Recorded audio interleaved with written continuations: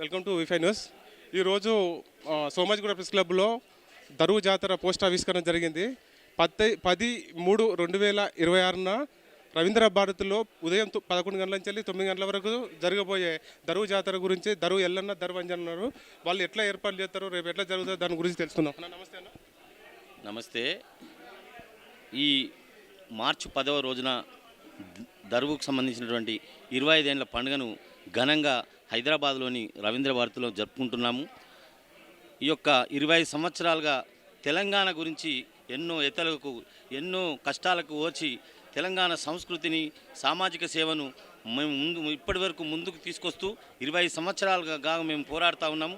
ఆ యొక్క పండుగను అంగరంగ వైభవంగా ఈ యొక్క రవీంద్ర భారతిలో జరుపుకుంటున్నాం. కాబట్టి తెలంగాణలో ఉన్నటువంటి ప్రతి ఒక్క కళాకారుడు, ప్రతి ఒక్క ఉద్యమకారుడు అందరూ కూడా ఆ రోజు విచ్చేసేసి ఈ యొక్క 25 ఏళ్ల పండుగను విజయవంతం చేస్తారని, ఆ రోజు రాష్ట్రంలోని నలుమూలల నుంచి, రాష్ట్రంలోనే కాకుండా దేశంలో ఉన్నటువంటి చాలామంది పెద్ద పెద్ద కళాకారులు కూడా ఆ రోజు ఇక్కడికి విచ్చేస్తున్నారు. కాబట్టి మీరందరూ కూడా తప్పక విచ్చేసి ఈ యొక్క పండుగను విజయవంతం చేయాలని కోరుకుంటూ, ఈ యొక్క సభ మామూలుగా కాకుండా అమరుల యాది లోపల మేము యొక్క సభను జరుపుకుంటా ఉన్నాము. ఒక ముచ్చెల సత్యనారాయణ అయితేనేంది, ఒక అందశ్రీ అయితేంది, ఒక జయశంకర్ సార్ అయితేంది, ఒక గద్దర్ గారు అయితేంది, ఒక కేశవరావు జాదవ్ గారు అయితేంది, ఒక కాళోజీ గారు అయితేంది, ఈ విధంగా కూడా అంజన్ అయితే ఏంది, అదేవిధంగా చుక్క సత్య అయితే వీళ్ళందరూ అమరుల యాది లోపల వారి త్యాగాలు వృధా కావని చెప్పేసి మేము యావత్ తెలంగాణ వైపు మా యొక్క దరువు ఉంటుందని చెప్పి, దరువు ఇంతటితో కాదు రాజ్యాంధికారం వచ్చేంత వరకు కూడా పోరాడుతుందని చెప్పేసి అందులో భాగంగానే ఈ యొక్క మేము ఈ 25 ఏళ్ల పండుగను రవీంద్ర భారతితో జరుపుతున్నాం. కాబట్టి ప్రతి ఒక్క ఉద్యమకారుడు, ప్రతి ఒక్క కళాకారుడు హాజరు కావాలని కోరుతున్నాం. దరువు అంటేనే ఎల్లన్న అంజన్న. రేపు మీరు జరగబోయే జాతరకు విద్యార్థులను, యూనివర్సిటీ విద్యార్థులను, వారికి మీరు ఎలాంటి? వాస్తవంగా దరువు సాంస్కృతిక వేదిక విద్యార్థి సంఘాలకు అది వేరే దూరంకు సంబంధించింది కాదు. అది విద్యార్థి ఉద్యమాన్ని నడిపించడంలో కీలక భూమిక పోషించిన సాంస్కృతిక వేదిక.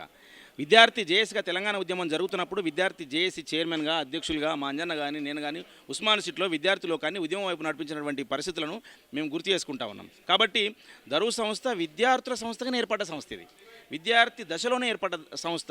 విద్యార్థి దశలో ఉన్నటువంటి ఒక చైతన్యాన్ని, వాళ్ళ లోపల ఉన్నటువంటి కళల్ని బయటికి తీసి ఒక సాంస్కృతికంగా వాళ్ళని చైతన్యం చేసుకుంటూ అణగారిన వర్గాల జాతుల బిడ్డలు అడుక్కునే కళలు కావి, సమాజానికి పట్టిన తుప్పును కడుక్కునే కళలుగా ఈ సంచార జాతుల కళల్ని, ఈ బహుజన జాతుల కళల్ని ఒక ఆత్మగౌరవమైనటువంటి కళలుగా రూపొందించాలని చెప్పేసి, తీర్చిదిద్దాలని చెప్పేసి దరువు సంస్థను ఏర్పాటు చేయడం జరిగింది. అది ఏర్పాటు చేసి ఇప్పటికీ 25 సంవత్సరాలు నిండుతున్న సందర్భంగా వాస్తవంగా తెలంగాణ ఉద్యమంలో మామూలు పాత్ర కాదు, చివరికి జైలుకు పోయి కూడా జైల్లో కూడా పాట రాసుకున్నటువంటి సందర్భము ఈ దరువు సంస్థలోని సభ్యులుగా మా అందరికీ ఉన్నదని చెప్పేసి నేను గర్వంగా తెలియజేస్తా ఉన్నాను. దరువు మీకు కనబడుతున్నది దరువు ఎల్లన్నా దరువు అంజన్నే కావచ్చు, కానీ వందలాది మంది కవులు, కళాకారులు మా సంస్థ నుంచి చాలామంది విద్యార్థులు ఉద్యోగాలు పొంది వివిధ దశలలో ఉద్యోగాలు చేస్తున్నటువంటి వాళ్ళు కూడా ఈ దరువు సంస్థ నుంచి బయటకు వచ్చిన వాళ్ళు ఉన్నారు. పెద్ద పెద్ద పొజిషన్లో ఉన్న వాళ్ళు ఉన్నారు. గ్రూప్ 1 ఆఫీసర్గా మా రాము ఈ దరువు సంస్థ స్థాపకుల్లో ఒకరిగా ఉన్నటువంటి వ్యక్తి. చాలామంది, అనేక మంది ఎస్ఐలు కానీ, టీచర్లు కానీ, అలాగే వివిధ హోదాలు ఉన్నటువంటి చాలామంది కూడా ఆ రోజు రాబోతూ ఉన్నారు. దరువు సాంస్కృతిక సంస్థ ఇది నిజంగా ఒక పునరుజ్జీవనము పోసే సంస్థగా ఆ రోజు ఉన్నది. తెలంగాణ ఉద్యమంలో ఎక్కడ ఈ వెనకడుగు వేలే. రాజకీయ పార్టీ నాయకులు తప్పుడు మాటలు మాట్లాడుతున్నప్పుడల్లా వాళ్ళను ప్రశ్నించింది.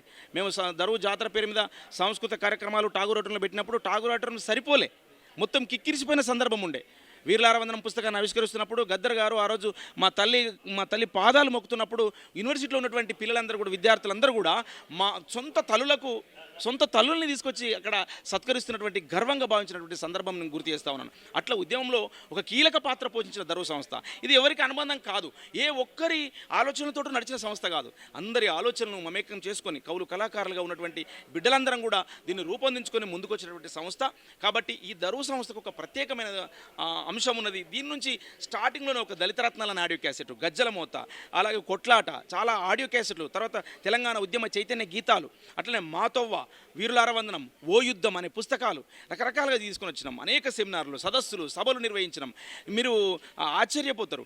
గిర్గిలాని కమిషన్ రిపోర్టు ఆ రోజు మేము యూనివర్సిటీలో సభ పెడుతున్నప్పుడు డైరెక్ట్గా వారిని కమిషన్ సభ్యులను తీసుకొచ్చి మేము ఆ రోజు సమావేశం పెట్టినటువంటి సందర్భం ఉంది. అట్లా దరువు సంస్థ అనేక కార్యక్రమాలు నిర్వహించింది.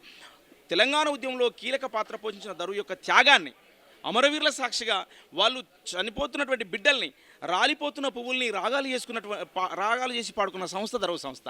కాబట్టి వారి ఆశయాలను ముందు తీసుకుపోవడంలో దరువు సంస్థ ముందుంటుంది. 25 సంవత్సరాల సందర్భంగా ఘనంగా ఆ రోజు చాలా పెద్ద వాళ్ళు మా కళ్ళ ముందే ఇంతమంది పెద్దవాళ్ళు దీంట్లో ఈ మ్యాప్లో తెలంగాణ మ్యాప్లో ఉన్నవాళ్ళు వీళ్ళందరూ కూడా మా కళ్ళ ముందే వీళ్ళతో మేము కలిసి పోరాటం చేసిన వాళ్ళం, కలిసి వీళ్ళ ఆలోచనలు మేము పంచుకున్న వాళ్ళం.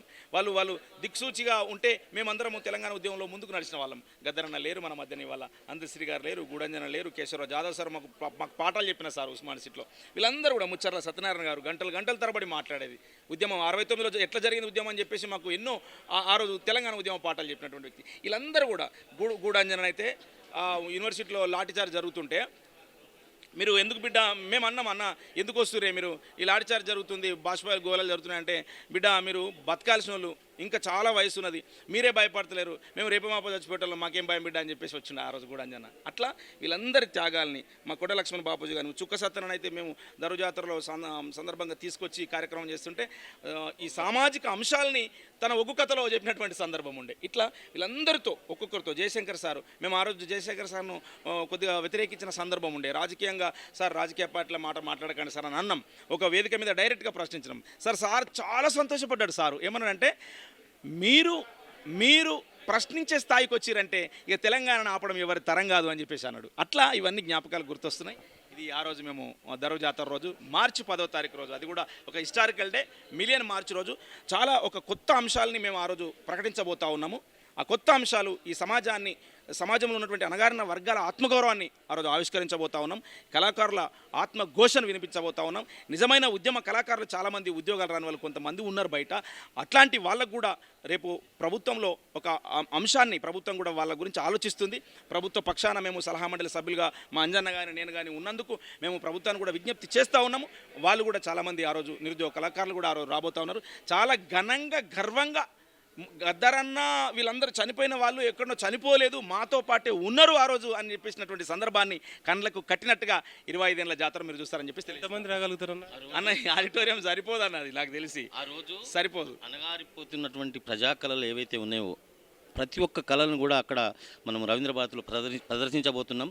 వేలాది మందిగా కళాకారులు వస్తారని మేము భావిస్తూ ఉన్నాం. అదేవిధంగా ఇప్పుడు పొట్ట చేత పట్టుకొని ఉన్నటువంటి నిరుద్యోగ కళాకారులు ఎవరైతే ఉన్నారో వాళ్ళకు అండగా దరువు సంస్థ ఉంటుందని చెప్పి మేము ఆ రోజు ప్రకటించబోతున్నాము. ప్రభుత్వాన్ని కూడా డిమాండ్ చేయబోతున్నాము.